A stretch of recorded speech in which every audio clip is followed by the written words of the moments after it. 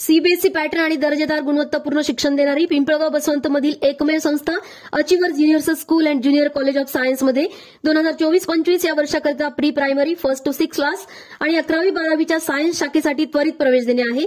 संस्थेची वैशिष्ट्ये computer lab, robotics, science lab, theory hall, yoga आणि स्पोर्ट हॉल, म्युझिक, स्विमिंग यासह बरेच काही आणि बस सुविधा देखील उपलब्ध। आजच संपर्क करा।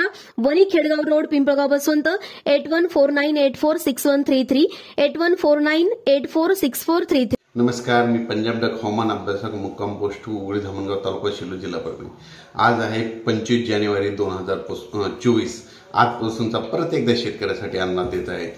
आता आजपासून राज्यामध्ये जवळपास म्हणजे संपूर्ण राज्यभर आजपासून हवामान कोरडं राहणार आहे। म्हणजे 4 फेब्रुवारीपर्यंत हवामान कोरडं राहणार आहे म्हणून हे अंदाज लक्षात घ्यायचा।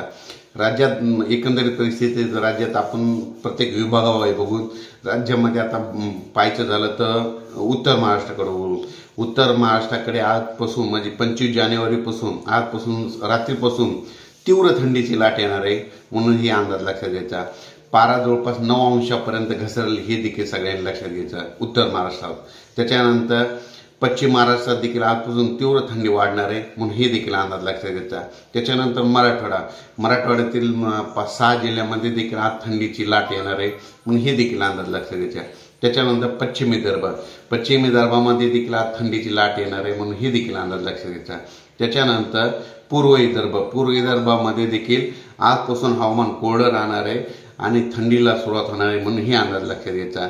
राज्यात आज म्हणजे 25 जानेवारीपासून तर 4 फेब्रुवारीपर्यंत दिवसाच्याला वारं सुटेल आणि त्या वाऱ्यामध्ये थंडीचा गारवा राहणार आहे म्हणून हे अंदाज लक्षात घ्यायचा।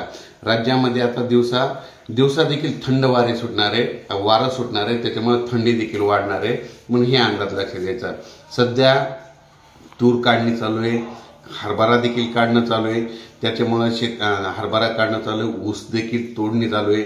शेतकऱ्यांनी काही घाबरायचं कारण नाही। सध्या हवामान कोरडं राहणार आहे, पाऊस काही येणार नाही, त्याच्यामुळे काही चिंता करायची गरज नाही।